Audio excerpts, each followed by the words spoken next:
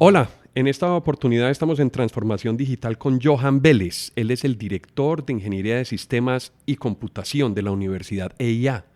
Hoy lo tenemos como invitado y vamos a hablar de un tema súper importante, el rol de la educación en la transformación digital. Iniciemos. Vivimos en una época de transformación, rodeados de información y tecnología. Prepárese para aprovechar el uso de las herramientas que ofrece Internet, la tecnología y las comunicaciones.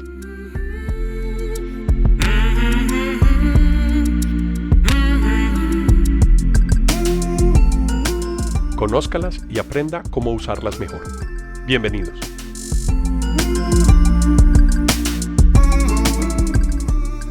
Bueno, buenos días. El día de hoy estamos con Johan. Ya hice la introducción de Johan. Ricardo, buenos días. Otra vez.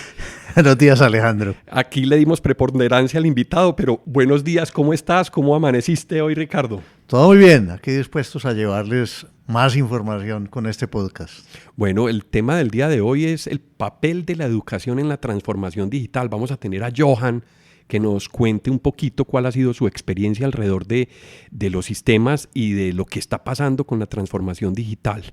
Pero Ricardo, tú me vas a ayudar durante todo el capítulo, vamos a tener una conversación y vamos a poder preguntarle lo que quieras. Perfecto. Entonces, no sé si quieres arrancar o arranco. Si quieres arrancar, adelante, Ricardo. Bueno, no, yo lo que estaba pensando es que la transformación digital seguramente puede ser más acelerada o menos de acuerdo con el entrenamiento de la gente, el conocimiento que tenga la gente, y todo eso es basado en educación. Entonces, Johan, ¿qué se está haciendo para que la transformación digital sea absorbida, sea implementada en las empresas, en las ciudades, en el país? Bueno, primero, buenos días, muchas gracias por la invitación, Alejandro, Ricardo. Muy interesante el tema que vamos a tratar el día de hoy. Pienso que transformación digital apunta más a una transformación cultural, ¿cierto? Es cambiar quizás manera de hacer las cosas mediada por temas relacionados con tecnologías de información principalmente y otras tecnologías relacionadas también con automatización, etcétera. Exacto. Todos creemos que la transformación es digital, pero no necesariamente es digital. Está la tecnología de por medio, la tecnología llevada a las comunicaciones, y conocemos el término transformación digital más por el lado de sistemas o por el lado de automatización. ¿Tú qué opinas alrededor de ese término? El común de las personas lo asocia mucho con el tema de la informática, de las herramientas, de la tecnología como tal. Computadores y software. Computadores, software, redes, ¿cierto? Y sí es eso, pero no es eso. Sí es eso, pero no es eso. Bueno, entonces acláranos eso. Es eso porque son los medios para agilizar el trabajo, facilitarlo, como le digo a los estudiantes. Trabajamos para que la gente lo haga más feliz posible, ¿cierto? El trabajo. Entonces, las personas normalmente cuando están desempeñándose en sus áreas, antes de la tecnología lo podían hacer, ¿cierto? Lo hacían de tal manera que era considerado que lo estaban haciendo bien, pero cuando llegaron estas nuevas tecnologías, nos damos cuenta que se puede hacer mucho mejor.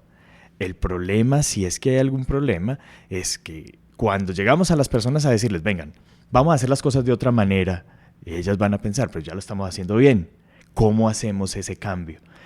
Y el rechazo al cambio que existe en todo. Es correcto. Ese es el tema realmente. O sea, cómo nos adaptamos, cómo generamos esos procesos de adaptación en las personas que están día a día desempeñándose. Por eso lo llamabas cultural. Por eso es que pienso que es cultural. Claro, en realidad nos estamos transformando desde hace mucho tiempo. O sea, pasamos por la era industrial, que fue, digamos, que el inicio de unos grandísimos cambios en la humanidad, pero venimos transformándonos en realidad desde hace mucho tiempo.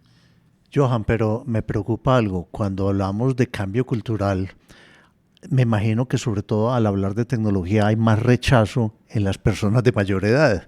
Puede que nosotros nos excluyamos, somos los bichos raros, pero no hay más rechazo en las personas de mayor edad, y hay que empezar, me imagino, desde los jóvenes a meterles en el chip lo de la transformación digital.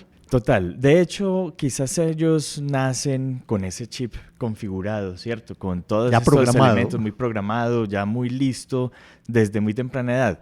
Los más grandes como nosotros, que no hemos tenido relación con estos temas, quizás sentimos algo de aversión a estos. Es un poquito difícil venir a decirle, venga, hombre, no hay necesidad de parar el taxi, poniéndole la mano en cualquier parte. Espérelo en su casa, espérelo en su oficina, tenga esta aplicación, se maneja así. No, es más fácil salir, está lloviendo, no importa, y pongo la mano y de pronto el taxi para. Hay mucha gente que rechaza totalmente trabajar un banco por internet. Eso te iba a decir, Ricardo. Es decir, a veces la tecnología tiene ciertas dificultades, pero culturalmente hay otras dificultades como la bancaria. Hay gente que no le gusta meter su tarjeta de crédito en una aplicación porque no saben exactamente qué está pasando con sus datos y cómo están tratando la información de la tarjeta de crédito. Entonces no necesariamente tiene que ver la tecnología alrededor de eso.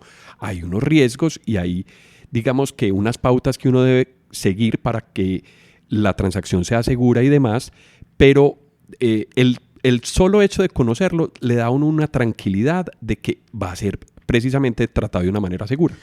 Johan, pero tú estás muy vinculado a la parte de la universidad, pero cada vez esa enseñanza, esa orientación de las personas empieza desde los pocos años.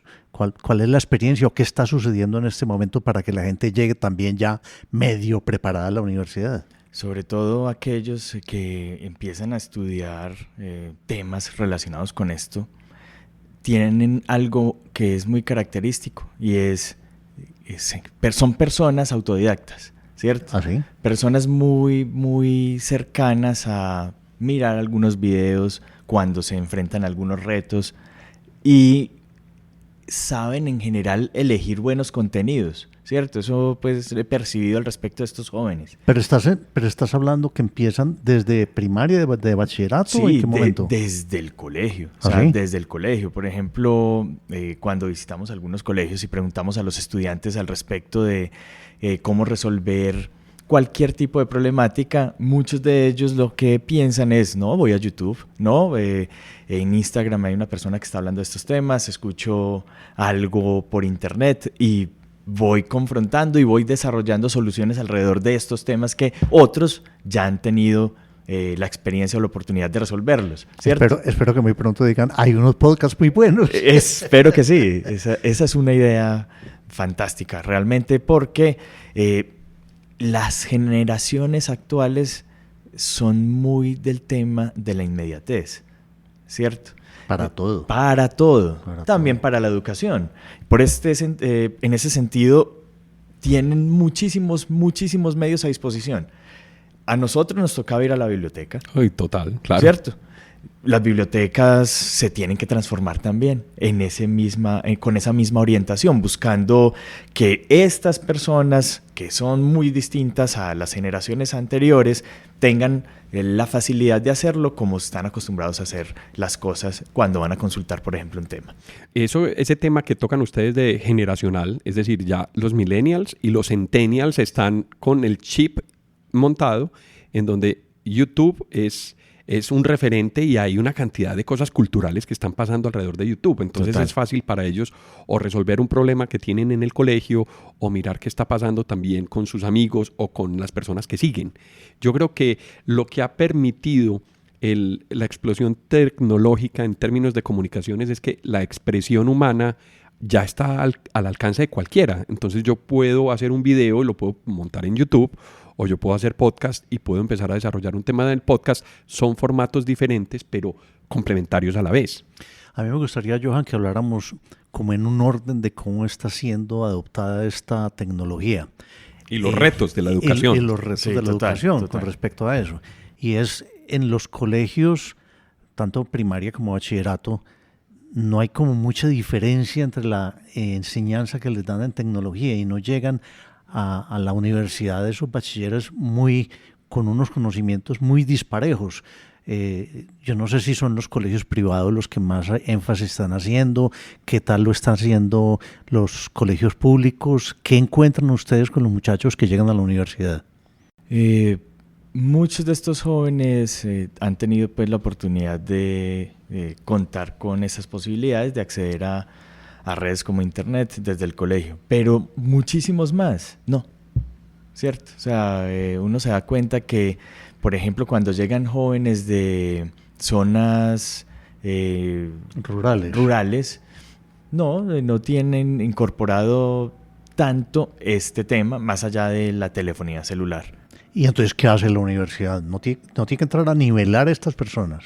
Los jóvenes, de hecho, tienen esa posibilidad, ¿cierto? Porque hace parte del trabajo que se hace en la universidad, ¿cierto? Hay un área muy interesante de nuevas tecnologías de información que ofrece a los estudiantes la posibilidad, inclusive, por ejemplo, de repasar algunas de sus clases. ¿Y eso no debería ser parte de un programa de gobierno que se está quedando atrás y los muchachos que salen de esas escuelas rurales están quedándose cortico en la información acerca de tecnologías que ya deberían saber cuando entran a la universidad? ¿No hay una falla ahí? Sí, hace falta más. O sea, sí se han hecho algunos esfuerzos para llegar con internet a zonas alejadas en el país, pero hace falta más. Eso es evidente y está la postura de Johan, ¿cierto? Uno se da cuenta que cambia la vida de las personas cuando tiene acceso a buena información y fácil acceso a esa información.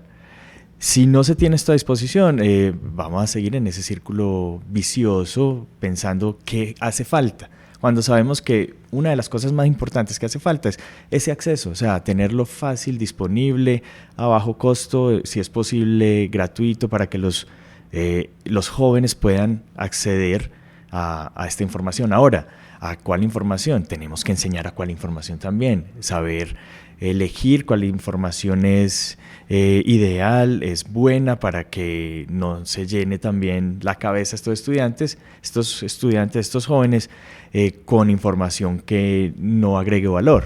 Es complejo. Pasa mucho que cuando yo estoy buscando una información que necesito en YouTube o en Internet, empiezo a derivarme, a irme por las ramas. Entonces termino viendo un video de música o termino viendo otros tipos de contenidos. Entonces yo creo que el foco alrededor de ese trabajo tiene que tener como una disciplina o tiene que tener como direccionamiento. Correcto. Johanny, y siendo que la tecnología de información, ¿no?, los sistemas o la ingeniería de sistemas, como se habla normalmente, se ha vuelto algo que cubre tantos campos y la tecnología cubre tantos, que las redes, que las comunicaciones, que el software, que el hardware, que no sé qué. No es muy difícil saber qué le voy a enseñar a esos muchachos que llegan a la universidad. No hay demasiada especialización, demasiada área. ¿O cómo se hace? Hay muchísimas áreas.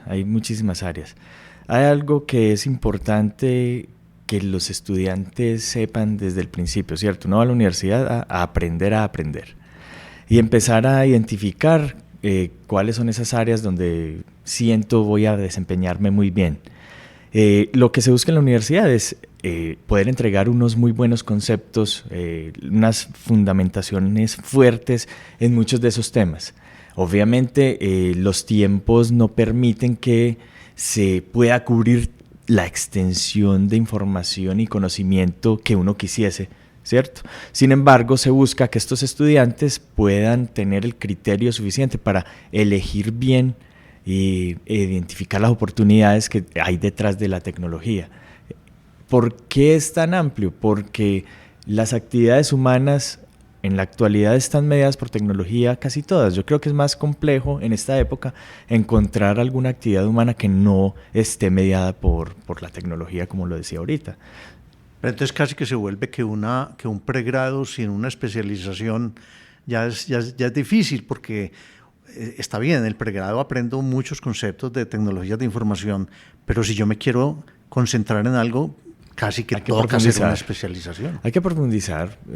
Uno de los medios para hacerlo puede ser un posgrado, pero teniendo en cuenta esa transformación digital que estamos mencionando ahorita, alrededor de la educación, se pueden identificar también otras posibilidades para ellos. No necesariamente un posgrado presencial, sino, por ejemplo, un posgrado online un posgrado a distancia mediado por temas de internet. En cualquier parte del mundo, porque hay muchos en España y en México. Una certificación también de esta manera. Es decir, los medios existen, la tecnología está disponible para ello, y estos jóvenes que en 3, 4, 5 años ya son profesionales, empiezan a desempeñarse, van a tener en su día a día todo esto disponible para prepararse y profundizar en los temas. Ahora, es muy importante saber que en general en el programa se busca que los estudiantes queden con unas competencias en ingeniería muy sólidas, que les va a permitir elegir un campo de acción y profundizar en este y desempeñarse muy bien. Pero sin duda hay mucho más allá de lo que en un principio, en esos primeros 5 años de formación logran. La formación no solamente ese tema técnico, sino mucho más allá de eso, ¿cierto? Es un tema integral, un tema que incluye otras competencias, comunicación, trabajo en equipo, ¿cierto? No, y hasta en ingeniería del sistema ya vemos que hay que enseñar ética, hay que enseñar leyes, las normas legales de cada país. Eso se volvió más complejo porque la tecnología antes era pues un departamento de tecnología por allá, como una digo gente yo, aislada por allá. Eso, por allá en un cuarto frío helado con una bata blanca. Sí. Eso no es así ya. Pero ya la tecnología está metida en toda parte y en todas las áreas de las por empresas. Por eso mismo, esa transformación también es muy cultural. O sea, cambiar el chip, el estereotipo. La persona que estudia esto es una persona que debe tener unas altas habilidades de comunicación, entender las situaciones, las problemáticas de los usuarios de sus sistemas, etcétera. Así sea un abogado, sea quien sea, un ingeniero, el que sea. Y debe ser adaptable o estar dispuesto a aprender esas otras cosas, porque finalmente para poder ofrecer unas buenas soluciones, pues uno tiene que hacer parte del sistema que quiere resolver con bien sea un software o alguna infraestructura de tecnología que sea requerida para resolverlo. Yo tengo una duda. Ahorita te referías a la calidad de vida sobre, digamos que la apropiación de estas nuevas tecnologías alrededor de la informática y alrededor de las comunicaciones. ¿Qué nos puedes decir, por ejemplo, o de los estudiantes o del país alrededor de esos números sobre calidad de vida versus penetración de nuevas tecnologías? Refiriéndonos a temas, por ejemplo, como la educación, cuando se tiene acceso a esta y de buena calidad mediante herramientas tecnológicas, cambia muchísimo las perspectivas de las personas que pueden acceder a esto, ¿cierto? Las posibilidades. Hoy en día existe un gran déficit de personas formadas en temas como la ingeniería de sistemas, la informática y las relacionadas con estos temas a nivel global. ¿Por qué? ¿Qué pasa ahí con ese nicho? Especialmente en la parte de desarrollo. Yo ya iba a tocar ese tema. Total. ¿Qué se está haciendo? ¿Por qué hubo se presentó esa escasez tan tremenda que hay? Y especialmente, bueno, a pesar de que este programa lo estamos grabando en Medellín, en Colombia, pero nos oyen hasta en Europa, el caso de Medellín es muy particular. Aquí han venido muchas empresas del extranjero a formar o a tener subsidiarias, sobre todo en la parte de desarrollo de software. Y están totalmente escasos los desarrolladores de software. ¿Qué está haciendo la universidad para esto? Realmente lo que se hace es concientizar un poco a los estudiantes, o sea, a los estudiantes que ya están interesados y a los que no, ofrecerles una buena información al respecto de las posibilidades y grandes opciones que existen en el área, ¿cierto? No es gratuito ni un milagro, entre comillas, que todas estas empresas estén llegando acá. Se identifican muy buenas oportunidades para ellos por el talento que han identificado acá, ¿cierto? O sea, el potencial de las personas de nuestra región en estos temas es alto. Hace falta mayor difusión, eso sí, pienso yo desde las empresas al respecto de las oportunidades, más en los colegios que en las mismas universidades. En las universidades ya están los muchachos interesados en estudiar estos temas y saben que van a tener muy buenas opciones. En los colegios están los que podrían, pero no saben que son aptos para acceder a estas oportunidades, ¿cierto? Que tienen posibilidades reales y que piensan en el estereotipo quizás del ingeniero de sistemas aislado por allá, no sé. Solo por allá trabajando con una máquina. Exacto. Y hoy en día estos profesionales se desempeñan en cualquier área, en cualquier organización, pueden generar muchas ideas de innovación. Día a día nos encontramos con nuevas aplicaciones que facilitan un montón de procesos en la vida de las personas. Por ejemplo, ahorita hablando del mundo del software, y eso no es más que resolver el día a día de la misma gente, inclusive desde propias ideas que se generan con sus entornos cercanos o a partir de experiencias propias, etc. Es decir, este mundo de tecnología, esta transformación digital también está muy ligada al tema de creatividad, está muy ligado al tema de cómo hacen las cosas las personas, y quizás eso no lo tienen muy claro los estudiantes en los colegios, ¿cierto? Piensan que estudiar esta ingeniería es, no sé, saber manejar una hoja de cálculo y escribir algunas cartas en un procesador de texto, yo qué sé, o reparar computadores. O montar una tienda en un buen centro comercial y vender computadores, yo no sé, ¿cierto? No está mal eso, para nada, eso también puede generar muy buenas oportunidades. Y es necesario, pues. Y es absolutamente necesario, pero no es otra cosa, es cambiar el mundo, es desarrollar posibilidades no solo para uno como profesional, sino para su entorno. Es hacer un poquito más feliz a la gente, porque cuando la gente es más productiva, cuando la gente se puede entretener mediante tecnología, etcétera, un poquito más feliz. Pero me preocupa eso porque entonces ese mensaje aparentemente no está siendo bien recibido o captado por los estudiantes, porque pareciera que no quieren estudiar ingeniería de sistema, no quieren dedicarle 4 o 5 años a la ingeniería. Cuando un representante de cualquier universidad va al colegio y empieza a hablar estas maravillas que estoy diciendo yo acá, piensa, no, este está vendiendo. Y sí, también está vendiendo, pero con conocimiento de causa, conocimiento de esas posibilidades. Cuando un empresario, debido a sus necesidades, haga eso y vaya al colegio y piense en ofrecer algunas posibilidades para que se interesen en estudiar estas carreras los estudiantes, quizás a algunos esa idea les cale y empiecen a pensar en esa como una muy buena opción. Es un tema, la ingeniería es un tema, sí, que tiene sus complejidades y todo, pero entonces no habría ingenieros. Eso... Tocaste un punto muy interesante, Johan, y es que de pronto la industria está muy alejada de la educación. Eso es un y tema. Me refiero a la educación como formación precisamente de generar la inquietud y de levantar la mano y decir, vea, sabe que yo soy una empresa que trabaja con tecnología y necesito este tipo de cosas. Es correcto. Eso no están tan... De pronto se involucran a nivel universitario, pero a nivel de educación de bachillerato o de educaciones básicas, no se hace.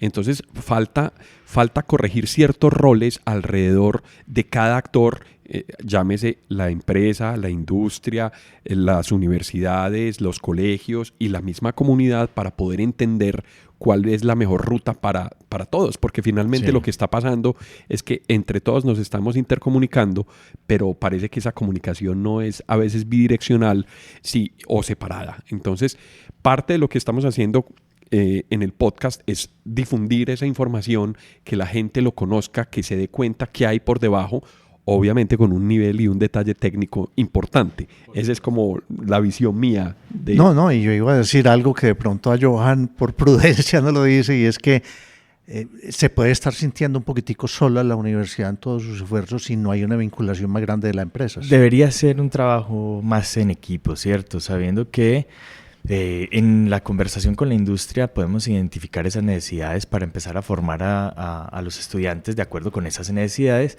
pero el capital humano está en los colegios, indudablemente. O sea, los muchachos tienen tantas muy buenas opciones que esta pasa a ser una muy buena opción adicional.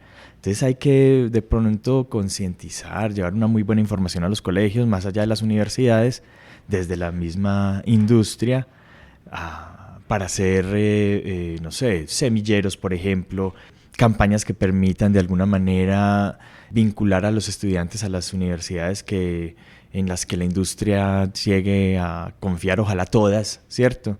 De tal manera que se pueda establecer un mecanismo para cerrar esa brecha. O sea, Los estudiantes están en el colegio, hay muchos estudiantes y quieren estudiar otras muy buenas carreras. Es que nadie está diciendo que hay otras carreras, que esta es mejor que aquella. Simplemente estamos diciendo, hay unas muy buenas oportunidades en estas áreas que van a permitir el desarrollo profesional y personal de estos estudiantes y que muchos de ellos quizás no se atreven a dar el paso por lo que dicen los demás, por lo que han escuchado, más allá de la oportunidad real, ¿cierto? Que es una oportunidad global. O sea, claro, yo creo también que está pasando que en la comunicación entre la industria y la universidad hay como diferencias entre conceptos, número uno, es decir, las necesidades de las empresas son distintas a las necesidades de la educación o de las universidades. Y eso nos separa y no nos deja cerrar esa brecha, número uno. Y lo segundo es que también la universidad, en realidad no solamente la universidad, es decir, la industria, las empresas y la universidad por el día a día dejamos de ver lo importante. No planificamos bien, nosotros no tenemos como una claridad política o tendencia para poder desarrollarnos como país, como articular una solución entre todos. Cosas que no pasan en países desarrollados como en Europa o en Estados Unidos, que ya hay una articulación un poco más clara. ¿Cómo ves tú el rol de las empresas y de la universidad en esa comunicación, en esa brecha? ¿Cómo podemos cerrar esa brecha para que las dos partes tengan un beneficio?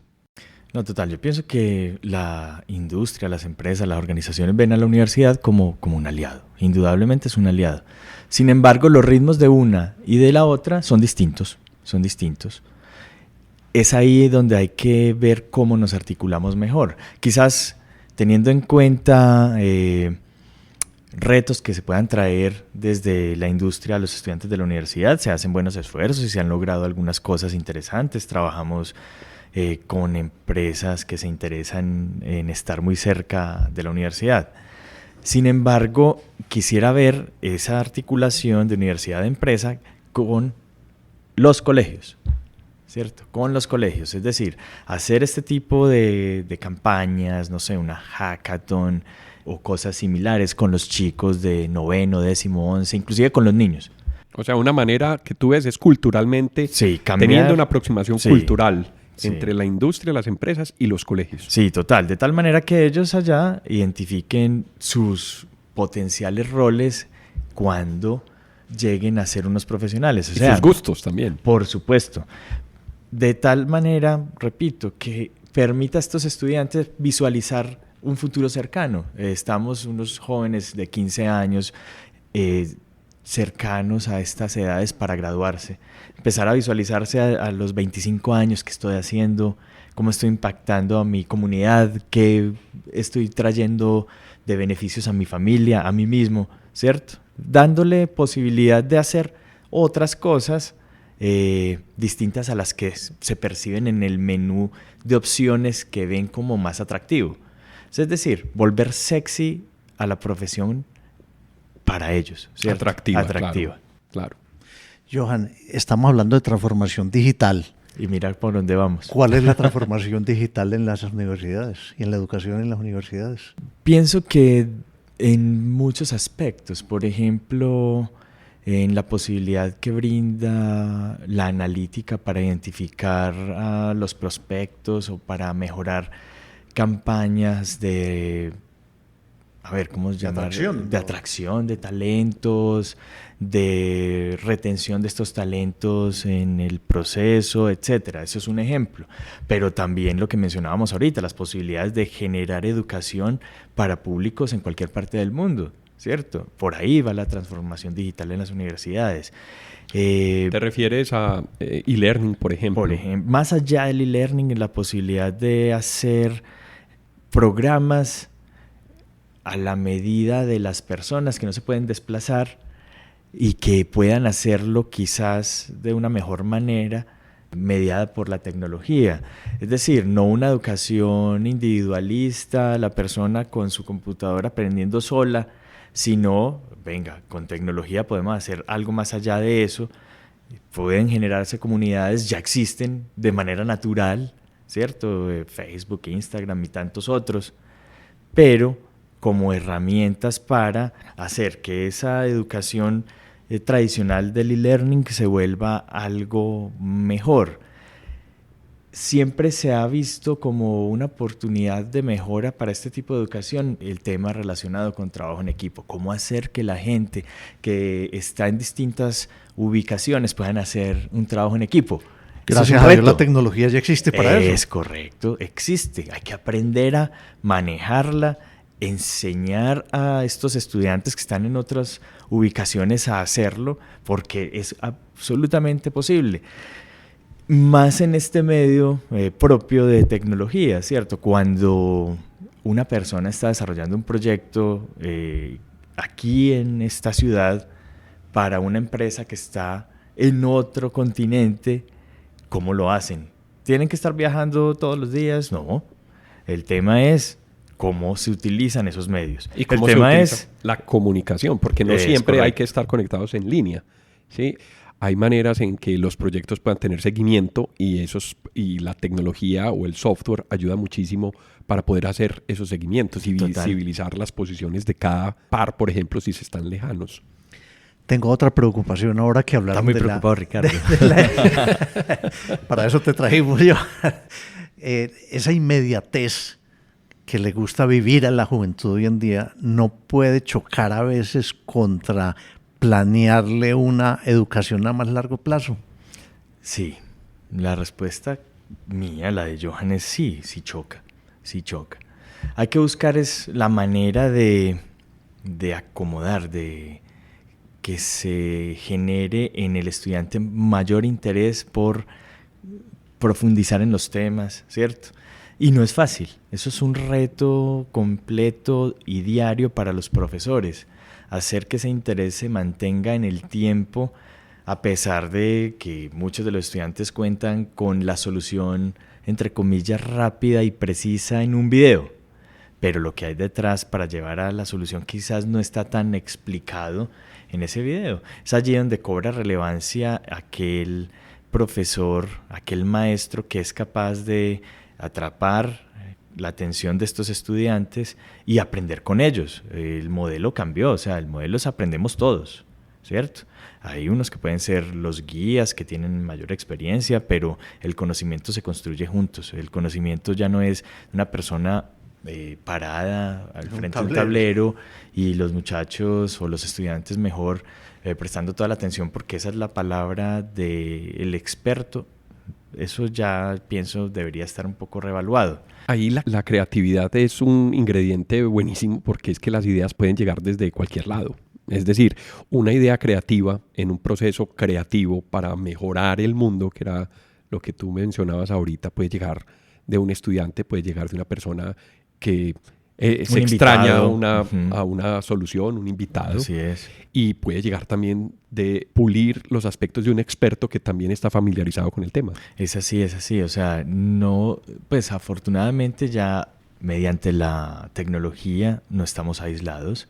Estamos muy conectados con muchas posibilidades, con la facilidad quizás, por ejemplo, de poder invitar a personas que están en otro país a una clase. Por ejemplo, ese tipo de cosas se pueden hacer. Y quizás allí la inmediatez de poder contar con un experto, por ejemplo, para el estudiante va a ser algo gratificante, algo atractivo, atrapador. Y en ese sentido hay que buscar otros mecanismos. No quiere decir que todas las clases tenemos que tener pues, a un experto de todos lados, no. Pero sí buscar la manera de que los estudiantes mismos propongan también parte de la dinámica de esas clases. Hablando de los estudiantes, ¿qué dicen los estudiantes? ¿Cómo se pronuncian? ¿Cuál es su voz en este proceso? Los estudiantes son un rol protagónico en ese proceso, ¿cierto? Y son ellos los que empiezan a identificar, aquellos que ya están, identifican todas esas posibilidades y el potencial que pueden llegar a desarrollar. Pero ese potencial se incrementa cuando en sus profesores identifican modelos a seguir, ¿cierto? Y es allí cuando ellos ven que yo podría ser como esta persona, quizás superar a esta persona. Y a esos muchachos que identifican las posibilidades, otros los empiezan a identificar como referentes. Y eso empieza a multiplicar. Se multiplica el efecto, es correcto. Y es muy interesante ese proceso. Yo sigo preocupado. Vamos. Yo sigo preocupado porque cuando esas personas, esos jóvenes buscan algo más inmediato y encuentran oportunidades como las que se están encontrando en la ciudad, no se van por ir a estudiar rápidamente programación porque hay una oferta muy grande para desarrolladores y eso no va en contra de quienes quisieran enseñarles y que vayan a una universidad y hagan un proceso completo de 4 o 5 años. Eso es muy cierto. Es un riesgo, pero ya está. Pero no es malo. No puede haber latente, lo uno y lo otro. Es más, hablando de programación, eso se debería enseñar es en el colegio. Uy, eso sí que está interesante. ¿Ningún colegio está enseñando programación? Sí, sí hay colegios que lo hacen, pero me refiero desde el colegio, desde tempranos años, no en los últimos 2 años en una técnica, por ejemplo, sino desde el principio, como cuando se enseña matemáticas. O sea, tal vez decir que le vamos a enseñar a un niño programación suena raro, es enseñarle como cierta lógica, etcétera, un modelo. De tal manera que incorporen estos temas a su vida como incorporan, no sé, la matemática o las ciencias. Y que desde pequeño se sepa quién tiene la habilidad para eso. Por supuesto, y empiecen a solucionar problemas desde pequeños. Los programadores son absolutamente necesarios. En esta ingeniería es una herramienta muy importante. Sin embargo, hay que aprender a convivir con esto. Hay que buscar que esa amenaza se vuelva una oportunidad, ¿cierto? Las personas que tengan muchas competencias en estas áreas, ver cómo las universidades son capaces de incorporarlas a sus programas y no hacer que estas personas se aburran porque los temas ya los dominan, sino venga, cómo impulsamos esas competencias que ya tienen incorporadas. Eso no es fácil. Eso es un reto, yo creo, día a día. Los procesos en temas de educación me he dado cuenta que son un poco lentos con respecto a las otras organizaciones. En el tema, por ejemplo, de renovaciones curriculares profundas, etcétera, temas que tienen que ir al Ministerio de Educación. Y considero, Johan, que podría ser un poco más ágil eso. Yo veo ahí un rol del gobierno también que se vuelve como un ingrediente que dilata un poquito ese proceso, ¿cierto? Es decir, pasa en muchas industrias también. La industria de la aviación en un proceso de certificación es un proceso muy complicado. Sí. Hace parte de la base o de la premisa de mantener la seguridad precisamente alrededor de los equipos de aviación. Pero yo creo que también un rol, digamos que el gobierno haciendo la aprobación en realidad de los programas y de poder ser ágil en modificarlos, yo veo también que se puede mejorar muchísimo en ese aspecto. Sí, ahí hay buenas oportunidades de mejora. Pero mientras no las tengamos, tenemos que hacer que esa agilidad sea desde las universidades. Johan, yo tengo una pregunta.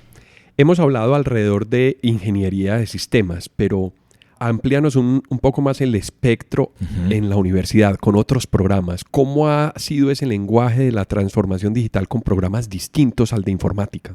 No, total.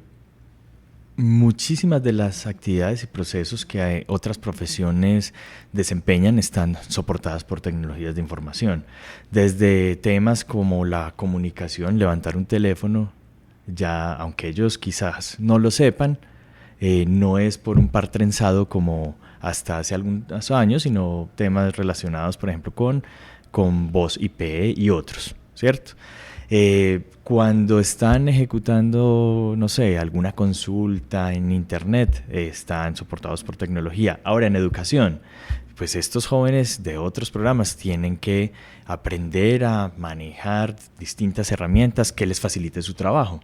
Herramientas desde lo que hablábamos ahorita, hojas de cálculo, hasta la misma programación, ¿cierto? Es parte de cualquiera que quiera mejorar sus procesos. El diseño asistido también, pues. CAM, CAD, todo aquello, ¿cierto? La tecnología está en todas esas capas, es transversal a todas las profesiones. Entonces, desde la universidad, los estudiantes de otras profesiones deben incorporarse en esta línea, es decir, saber que existen herramientas que les va a facilitar la vida a ellos, por lo tanto van a ser más productivos y van a hacer que las cosas funcionen mejor en la organización donde se vayan a desempeñar después.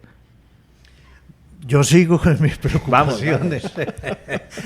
Esa inmediatez de la juventud que quieren ver resultados inmediatos y eso también se representa en ese deseo de una independencia inclusive económica. Quieren empezar a trabajar rápido, empezar a ganar plata rápido. No sería muy importante también que durante el estudio y durante una carrera de 4 o 5 años o que la gente tenga la posibilidad de alargarla sin importar pues si se demoró 6 o 7 años, pero que tengan la oportunidad de ir trabajando. Ahí no se necesitaría también más la vinculación de la empresa para brindarle oportunidades a los estudiantes para que empiecen a vivir esa experiencia y a demostrar sus habilidades y a ir definiendo su rumbo. Esa es una gran idea, Ricardo. De hecho, podría ser inclusive parte de la formación, incorporar ese tipo de flexibilidad en el currículo de los programas, no solamente de nuestra maravillosa ingeniería, sino de cualquier otro programa, que la persona desde tempranos semestres pueda empezar a desempeñarse de alguna manera en los temas relacionados con su profesión. Con lo que está estudiando. Con lo que está estudiando, claro. Es decir, que pueda lograr que mediante un programa bien definido, bien planeado, en conjunto con algunas organizaciones, con algunas empresas, los estudiantes sepan qué van a hacer y trazar una línea de tal manera que inclusive su periodo de práctica pueda estar reflejado y tenga un seguimiento desde el principio hasta el final de su carrera, y que se le genere quizás a ese estudiante la posibilidad de continuar en una organización cuando se destaca. Ese tipo de cosas las veo muy, muy atractivas. Y no solo eso, la posibilidad de hacer estos ejercicios quizás en otro país, en organizaciones en el exterior. Este tipo de cosas mediante, no sé, aunque no soy experto en currículo, pienso en la flexibilización del currículo mediante procesos de transformación digital, es decir, el estudiante hacerse cargo de su aprendizaje, de su estudio, de su conocimiento, mediante la posibilidad mediante la oferta de cursos de los programas, pero pongámoslo así, virtuales. Y a partir de ese aprendizaje, después sus desempeños en organizaciones desde tempranos momentos en la carrera. Yo pienso que eso debería ser posible. Quizás algunas instituciones en el mundo ya hagan ese tipo de cosas, que basan su educación en proyectos. Nosotros estamos hablando de los tres, sí, que sí, ya sí. pasamos por la universidad hace unos añitos, nos acostumbramos a oír hablar del semestre de práctica. ¿Eso sigue así o ha cambiado? Porque yo creo que no debe ser el semestre de práctica. Debe ser una carrera de práctica, mezclando esa experiencia del trabajo y del estudio. O sea, ganar conceptos y ganar práctica. Así debería ser. Y ojalá práctica en sitio, o sea, en la organización. En el mundo real. En el mundo real. Eso sería ideal, pienso yo. Ahora, todavía hablamos del semestre de práctica en muchas universidades.